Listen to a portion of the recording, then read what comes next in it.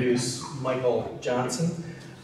Michael is founder of Full Potential Associates and author of the book Kill the First Tiger, a Common Sense Business Book. And today he's going to talk to us about why some smart money is better than lots of dumb money. So why don't you please welcome Michael Johnson. Good morning, everybody. Thanks for joining us here on a bright and sunny day. But apparently it's going to go away. It's going to be cool tomorrow again, I understand. So just for clarity's sake, I do have a brother, Mark Johnson. It is not that Mark Johnson, so keep that clear. Before I get started, I want to ask a few questions to the crowd so I have some kind of sense on to how to shape the rest of the presentation. So how many of you are involved in startups right now? Couple. Okay. How many of you have had ringing success starting a business and bringing it to, say, sale or its first $1 million? One. Okay. Sort of one. How many of you had struggled trying to find investment? Wow, okay. Interesting mix of people. So what I want to talk about today is taking on investors or investment at various stages in your business. The critical part of all of this is to understand not just how much money you're getting, but whose money is it and what are you going to do with it. You should always treat the money as if it was yours. By that I mean, when you sit down to ask for money, you should already have a very clear idea of what you would do with it if it was your money. So as an example, the last thing you want to do is get a big pile of money early, because then you're not going to make the disciplined decisions you would make if you didn't have a big pile of money early. So you need to think about a business strategy I call when it comes to investments and expenses called dollars and dimes. So you should spend every dollar necessary to do a quality job on whatever aspect of your business you're working on, but you shouldn't spend one dime more. So whose dollars and whose dimes it is doesn't make any difference, but you need to be clear on what you're going to do with the money when these people give you the money. Now I talk about smart money and dumb money. It's a little bit more than just a clever title for a speech. The idea here is the best money you can get is the money you generate on your own. Right? So it's either your money from an inheritance, from investments, from other profits you've reaped from other businesses.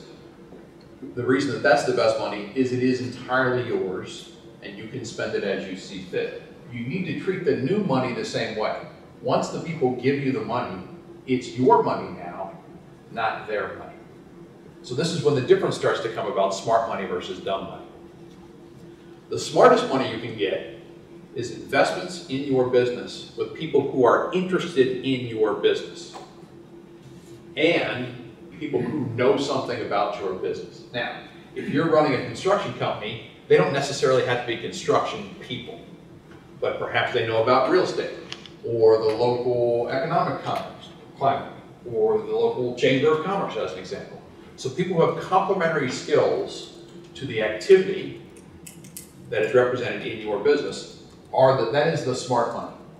So if you take $500,000 from somebody who has an expertise, let's say in real estate, and you're building a construction company, those connections will be more valuable to you than the money, I promise. You can always get money. Always. There's always somebody out there, some people you shouldn't talk to, but there's always somebody out there who will give you money. The question is, what does the money cost you?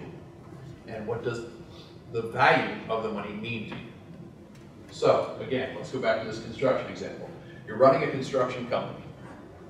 You've developed a new, let's say, green construction. So this is a big deal now, LEED certified buildings and things like that. So you're off and running, you have your business going, you are making it, but you have some huge opportunities in front of you. So, a bank might give you money. Banks, by the way, are the dumbest money possible, because all they care about is the money. Any bankers in the room? Sorry. Smart people, dumb money. Because to the bank, the money transaction is about the money transaction. That's what they do. And God bless them, because we need the bankers, right? But in this kind of thing, what you need is somebody who can extend your business. Now, there are certain banks who have good business development operations and are well connected in the community. But typically, for the bank, the transaction is all about the money. They want you to grow, they want your business to be better, but that's not their focus in this transaction. We have this green LEED certified business and we're trying to grow. The best money to take on are people that are around that business, not geographically necessarily, but real estate people, renting firms, real estate management companies, other construction companies that do other things like waste removal and hauling and things like that. That kind of money, because those people understand your business, is the best kind of money to take on. All right? You start to move further and further away. Investment companies. Well, if an investment company has an expertise in your market, that's probably still okay. Not as smart as the others. The first category, the smartest money people, those who are in or around the market where you exist, that's the smartest money because you don't have to explain anything to them other than how the math's going to work. You don't have to say, well, in the building trade, this happens or that happens, because they're in that marketplace. Am I making sense? Okay, good. Investment houses, again, good, if they have people who understand your marketplace. A lot of them have market specialists, and this is our investment this is our construction guy, this is our agriculture guy, things like that. That's okay. The worst thing you want is, the worst kind of money to get is the speculative money. People who are just interested in money transaction. Okay, you give me $500,000 now, you're going to get a certain payout in this many years and things like that. Because what the focus is in that transaction is, their focus is in the payout at this point or that point, not in putting up the next building or investing in the next piece of material. You need to think of these people as partners in the process. And when I say partner, I mean partner in a lot of definitions, almost to the point of you need to think of, as you take this money on, that you're getting married to this person. Because as your business is successful, this relationship will be critical to your continued growth. And the returns that you get from each other will be much like in a marriage. And if you're not comfortable being married to that person, you should think some more about taking on that money. The challenge about bringing in money is, the other challenge rather, about bringing in money is preparation. Let's say you're going to raise $1 million. What are you going to do? Who here would like me to give them $1 million for their business? Okay, what would you do with it? What would I do with it? Yeah, if I give you $1 million, I brought the money fairies out in my car, I give you $1 million, you're going to go do what?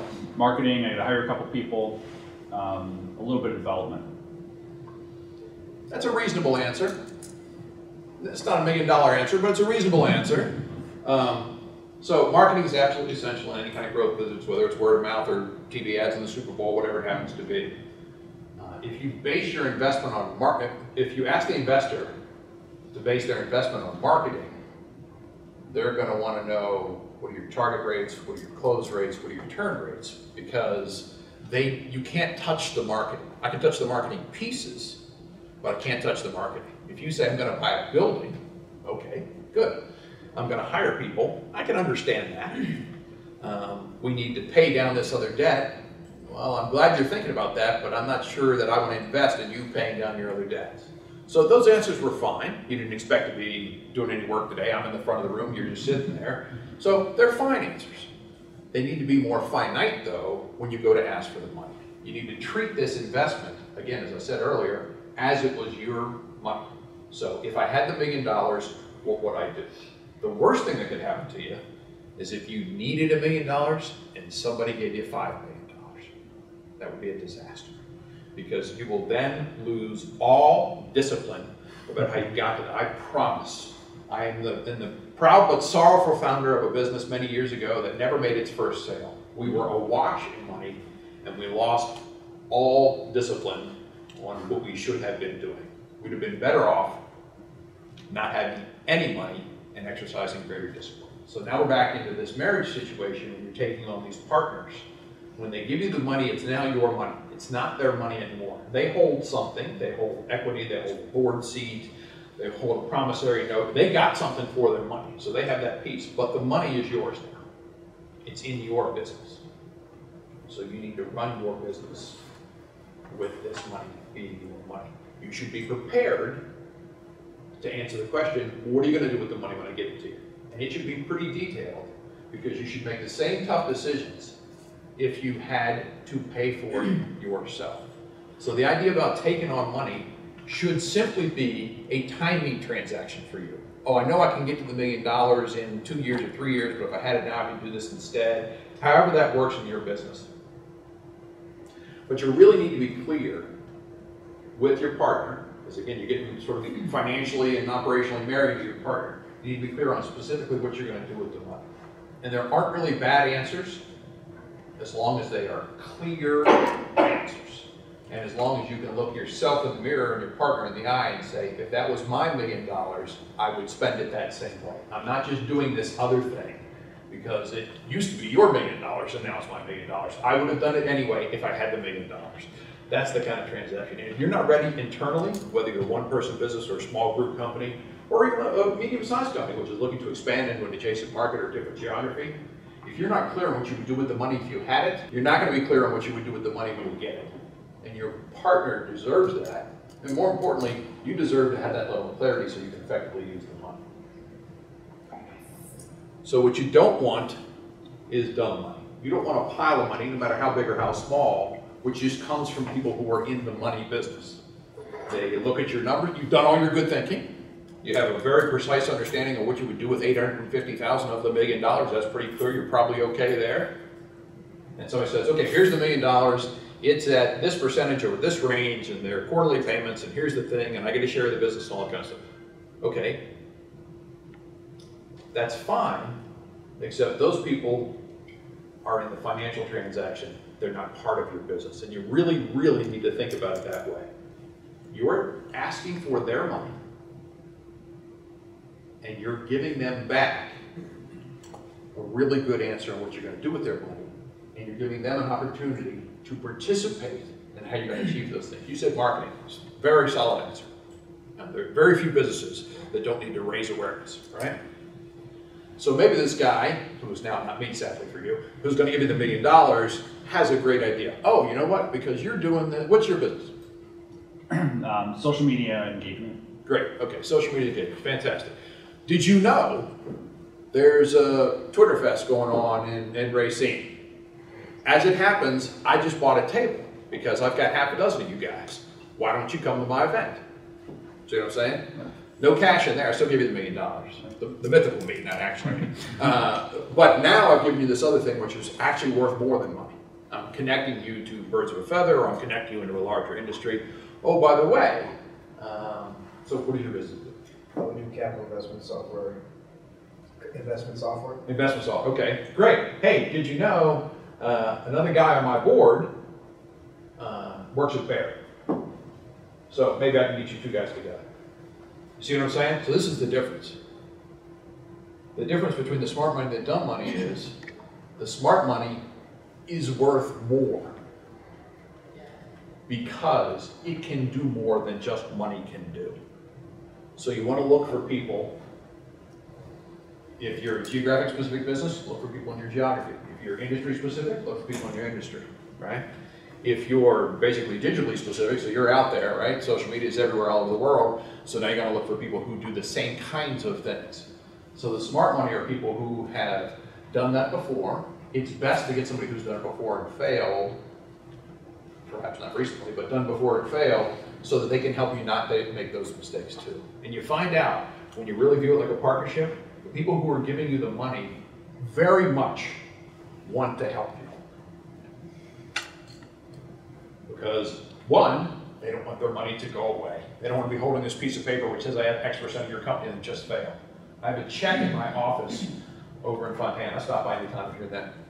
We don't make cookies there, donuts like they used to in the old building, but there's a check in my office for $1.13 Australian, which is currently worth about 85 cents, which is supposed to represent $10,000 worth of my time. It was a payment in kind for work that I did.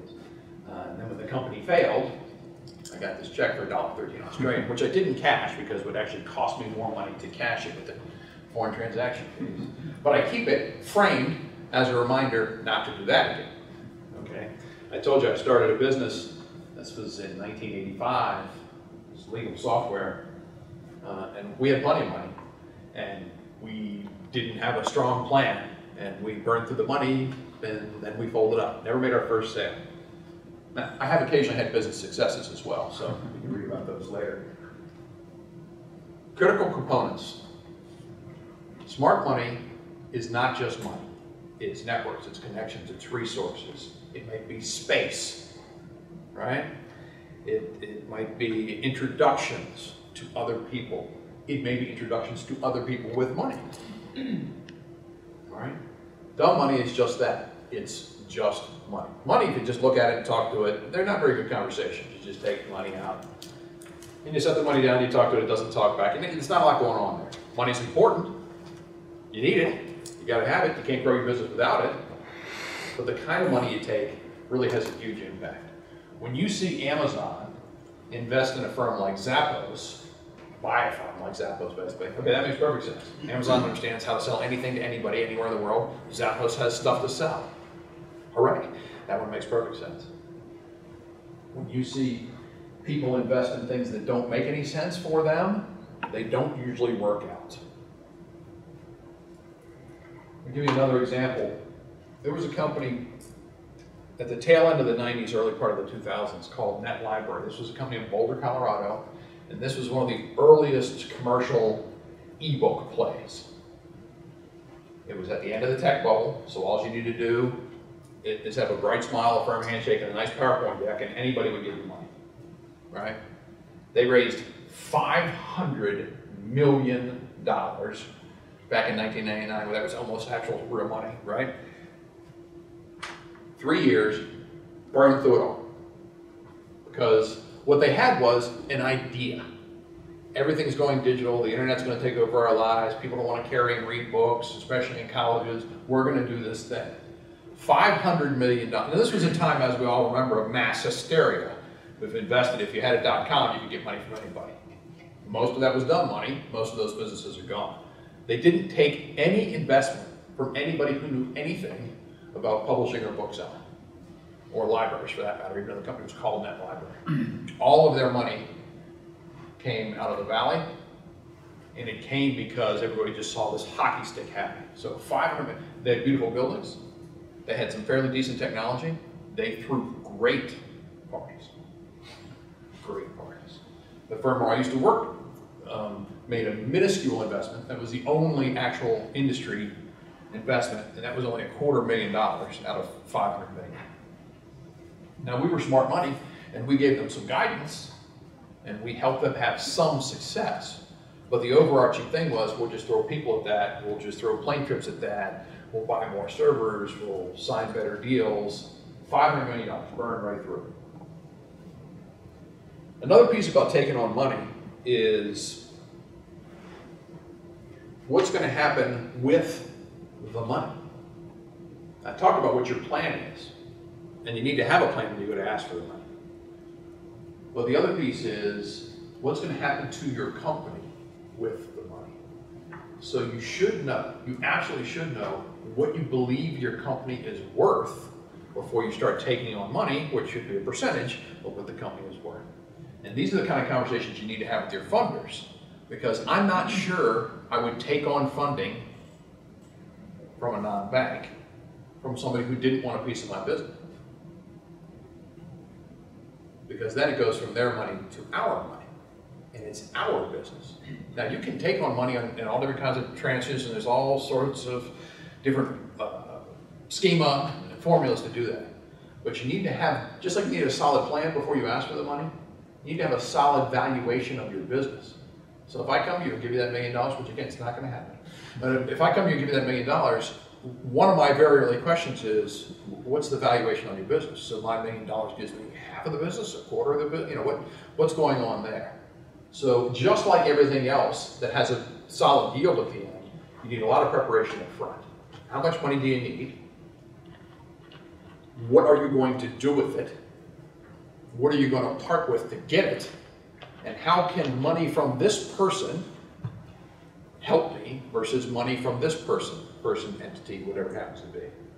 So the difference here is the smart money talks with you and to you and partners and can take you places that just the money can't take you.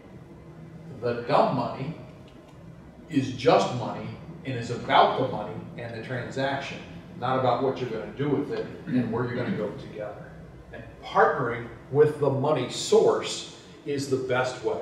So if I think I need $1 million, and I can go to this gentleman here because he has a lot of shared expertise and has an incredible Rolodex compared to where I'm trying to take my business, I'll take $750,000 from him.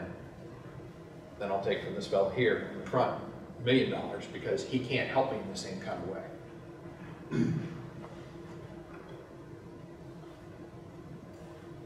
The note I tore out of the Wall Street Journal: a game firm, Machines Up, at the current valuation, $3 billion.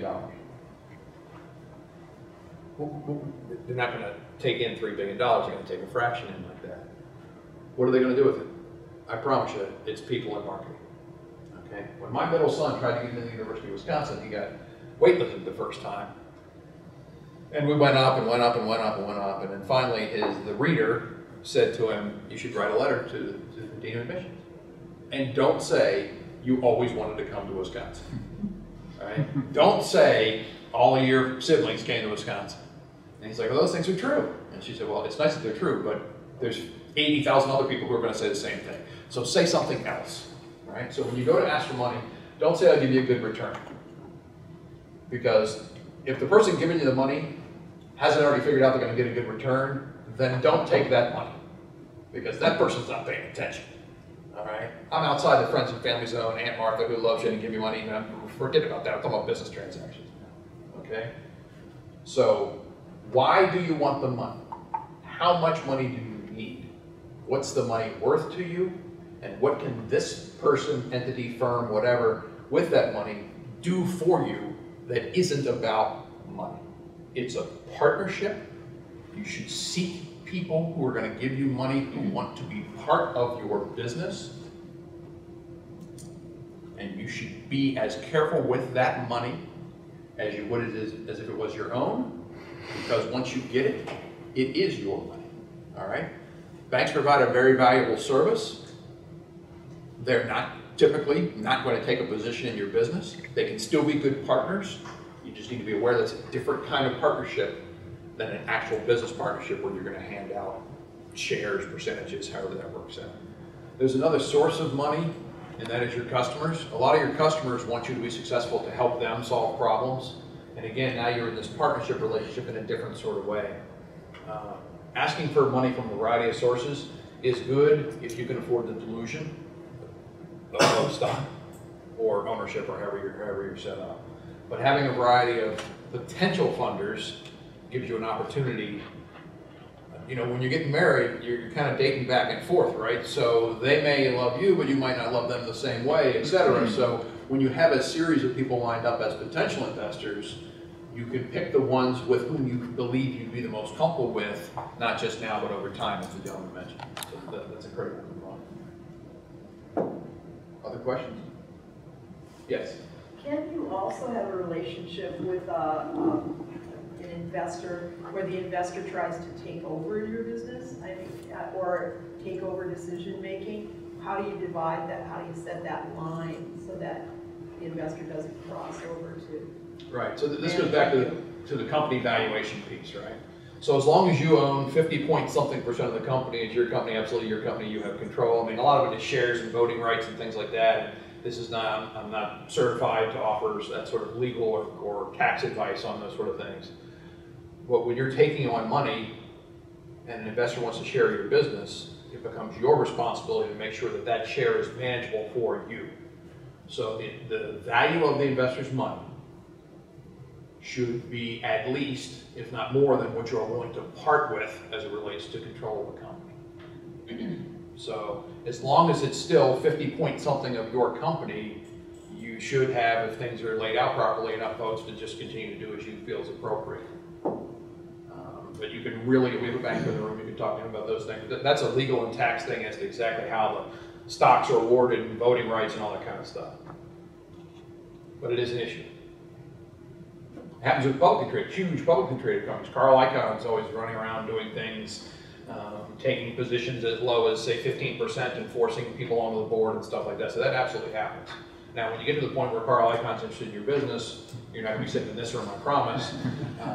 Unless it's a naming thing, you're gonna rename the building after you or something like that. But yeah, so the key thing is have good people who have done incorporation and shares and things like that on your team. So they tell you, okay, this $1 million is worth this much of the business.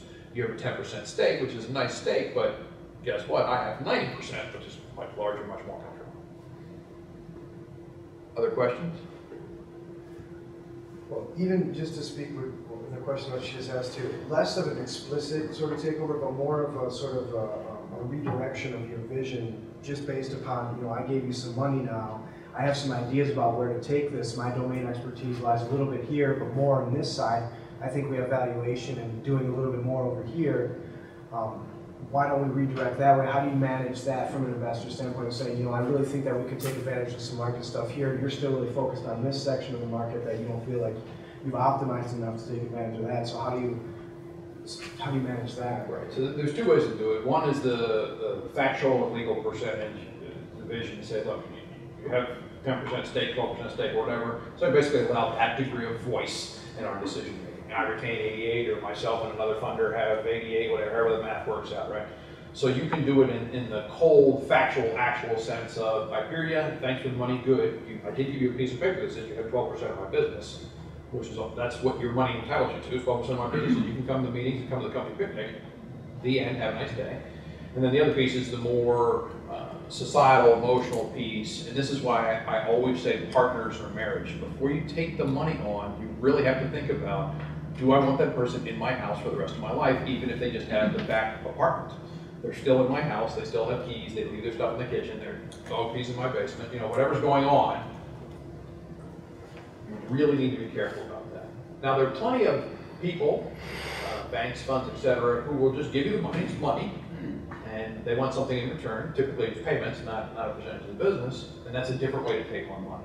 That's not typically the smart money in the sense that we're describing it today. Not that those are smart people, but that's not smart money in the way. Now, there are plenty of banks, especially business-minded banks, who can do a lot of these network things for you, and they don't want a percentage of business. What they want is a guaranteed return on their money, which is, that's their business, so that's good too. So don't think that just because it's a bank or some other kind of credit union or financial institution, they're not going to be able to help you with these networking issues. They certainly will, just not to the same extent, because they don't have the same vested interest in your business. So one's the legal, practical, actual side, and one's that idea that this person can live in my house for the rest of my life. Can I do that with that person? Somebody else has to do that. Do you see, in your experience, is there more smart money in the Midwest? I mean, more people more conservative. They're not, you know, as eager to jump for the quick thing, the quick buck necessarily. They're more patient, like maybe as you were saying, or versus. So I think there are more people with smart money in the Midwest. All of the money is on the coasts. So when you say more money, no. Right. More people who think that way, more people who are making investment because they've lived in this county for 100 years or whatever, they want to stay here, and you're doing a business here in this state or whatever, however that happens to be. Yeah, I think that's more true in the Midwest than any place else in the country. And I've been all over the country, but all of the money is on the coasts, the investment money. But much more patient investors here, much more long-term investors here, much more, this is the path. I think a lot of it honestly ties to the agricultural environment, where you have good seasons and bad seasons, and the rain comes or the rain doesn't come, and you know, sometimes you're going to lose the farm, and then sometimes it's a bumper crop and we're doing okay, you know, and all these different things. So you just get used to that longer plate here than you would on either of the coasts. There's a lot of money though on the coast.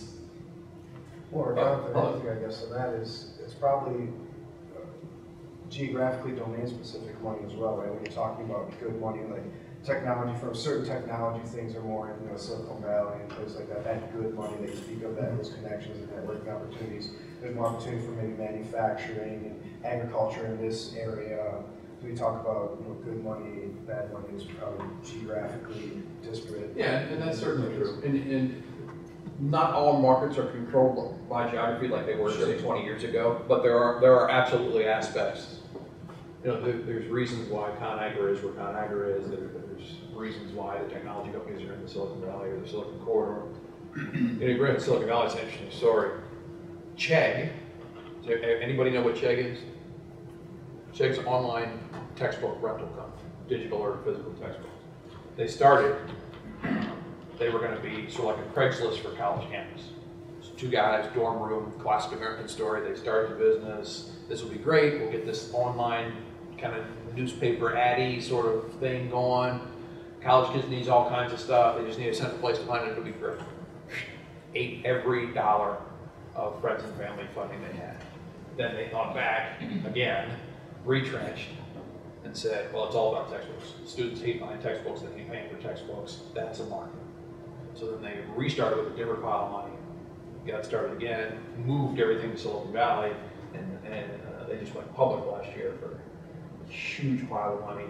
But before they went public, they brought in a guy who came from the gaming industry and knew Silicon Valley people and all that kind of stuff. Knew nothing about publishing or education or selling textbooks or anything like that. But he was there because when you start asking people for hundreds of millions of dollars, their first question is, who gets the money? So when you're asking for large sums of money, the first question from whoever's going to give you the money is, who's the team?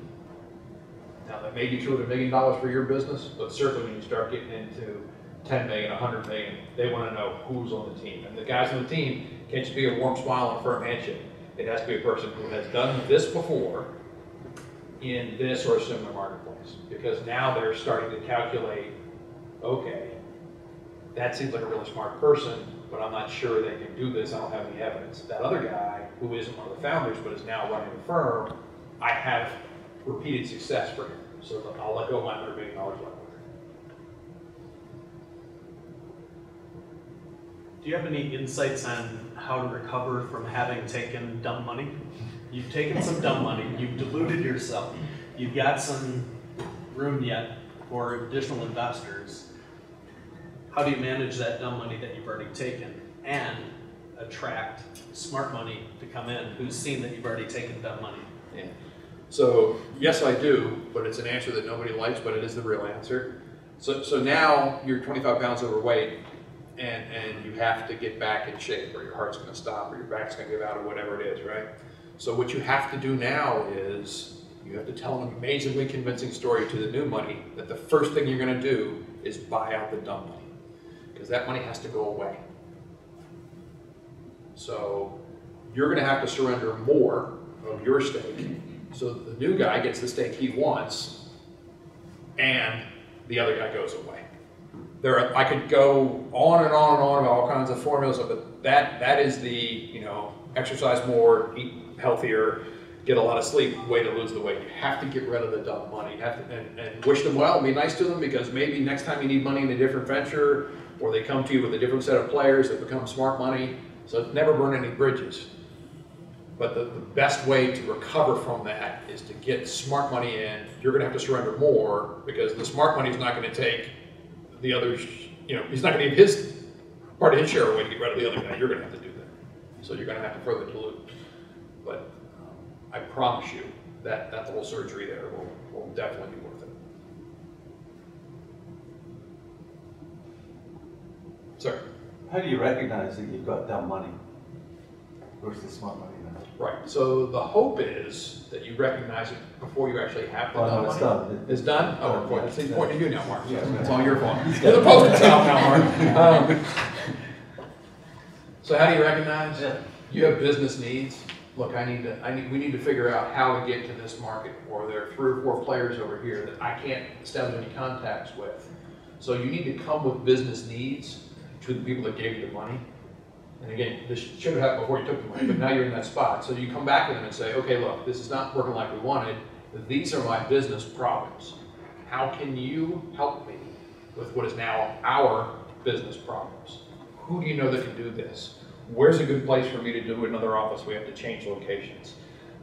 What kind of talent do you have that we can bring on to help us solve this problem? I'm just going through classic business problems. So those inquiries, of course, again, should take place beforehand, but once they're on board, continue to give them opportunities to get smarter and be of more use. Do you try that before you go into the big diet Yeah. thing? Okay. Yeah. Always try and take whatever you have available, your own cash, your own physical assets, patents, whatever it is you have, and use it to the best of your ability. So yes, before you take on that next round of funding, which is then going to further dilute your share, but we'll get rid of the dumb money, try and help the dumb money get smart. Give them opportunities to do something else to help you other than the money. All right, so I'm going to do a quick summary, and then we can take more questions if you want to do a quick summary. So, know how much money you need before you go to ask for money. And when I say need, I mean that word. I talk a lot, in case you haven't noticed, but I use all the words on purpose. So find out how much money you need, meaning if you don't get that much money, then either the thing you want is not going to happen, or you're going to vanish. Not how much money you want, because I want to be taller. I want a lot of things. Not going to happen. We're just talking about need, right? How much money do you need? Explain it to yourself so you can explain it to anybody who's going to give you that money, what you're going to do with it. And in what fashion, perhaps even with a timeline. You know, we're going to do marketing targeted this way because there's a conference coming up in March or whatever it happens to be.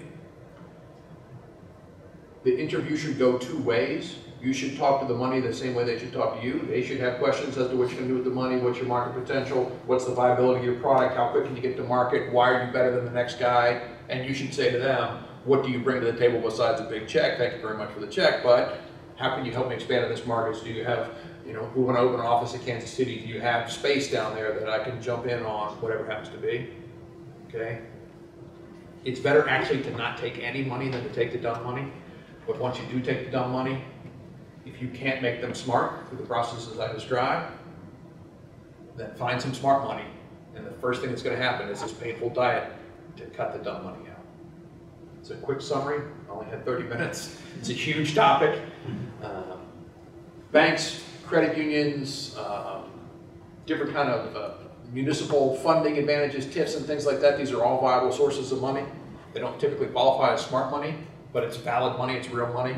And those people should be equally interested in your success, just not as much as the people that are now living in your house. Okay? Other questions? Okay, great. Thanks, everybody.